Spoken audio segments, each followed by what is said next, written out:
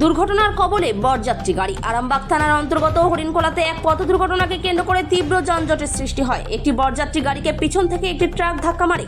তার ফলে অমনি গাড়িতে থাকা সকলেই কম বেশি চোট পান। পিছনের সিটে বসা ব্যক্তির আঘাত গুরুতর বলে জানাচ্ছেন প্রত্যক্ষদর্শী তথা হরিণখোলা 1 নম্বর গ্রাম পঞ্চায়েতের প্রাক্তন প্রধান আব্দুল আজিজ খান ওরফে লালটু খান।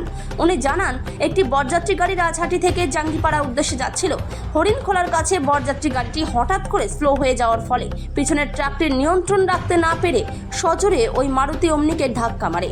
গাড়িটিতে বাচ্চা সহ মোট 7 জন বরযাত্রী ছিলেন বলে জানাচ্ছেন এবং উনি আরও বলেন, ওনাদের প্রাথমিক চিকিৎসা করে আরামবাগ মেডিকেল কলেজ হাসপাতালে পাঠানোর ব্যবস্থা করেন উনি এবং স্থানীয় সকলে মিলে।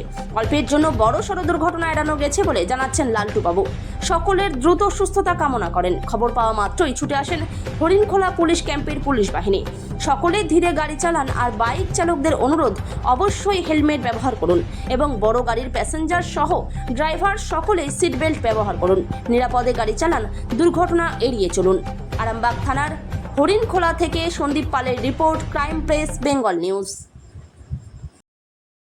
লালটুদা, কিভাবে দুর্ঘটনা ঘটলো যদি একটু বলেন। দুর্ঘটনা ঘটছে বলতে দুটো লেনেই গাড়ি চলছিল, তো কোনো ক্রমে হয়তো এই সামনে একটা মারুতি ওমনি ছিল, ওটা সম্ভবত বরযাত্রী গাড়ি ছিল।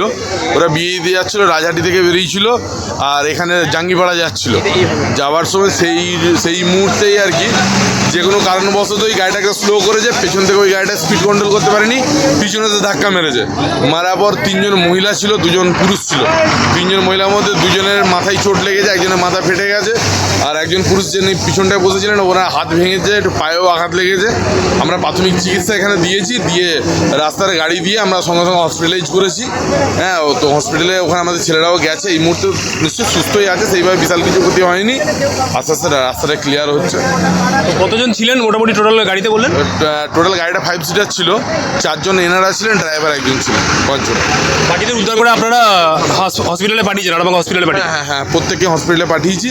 একজন ভদ্রমহিলা একদমই সুস্থ আছেন, উনি এখানে ছিলেন। ওনার যা মালপত্র ছিল সেগুলো ওনাকে বের করে দেওয়া হয়েছে। ওনাদের অন্য একটা গাড়ি এলো, উনি উঠে ওই গাড়িতে গেছেন।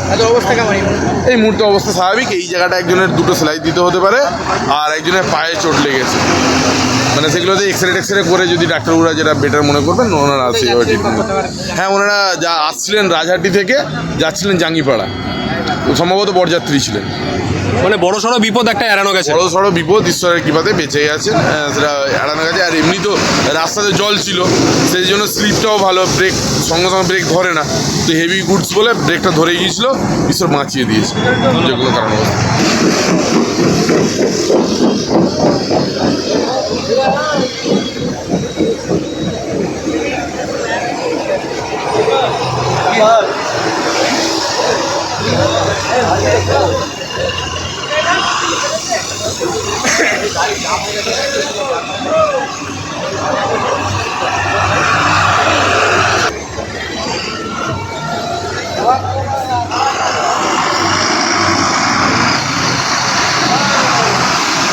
তোমার আমার সকলেরই একটাই পছন্দ, মাদার্স চয়েস।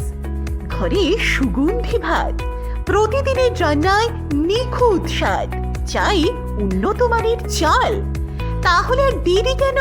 আজই যোগাযোগ করুন ধনরাজ অ্যাগ্রো ইন্ডাস্ট্রিজ প্রাইভেট লিমিটেডে। আমরা আনি আপনার টেবিলে খাঁটি ও মানসম্মত চাল মাদার্স চয়েস নামে। একবার ব্যবহার করুন, আর ফিরে তাকাতে হবে না। বিশ্বাসে গড়া গুণগত মানে সেরা মাদার্স চয়েস। মা যেমন চান, চাল তেমনই। যোগাযোগের জন্য এখনই কল করুন 8509752023 এই নম্বরে। মাদার্স চয়েস শুধুই সেরা নয়, সবার প্রথম পছন্দ।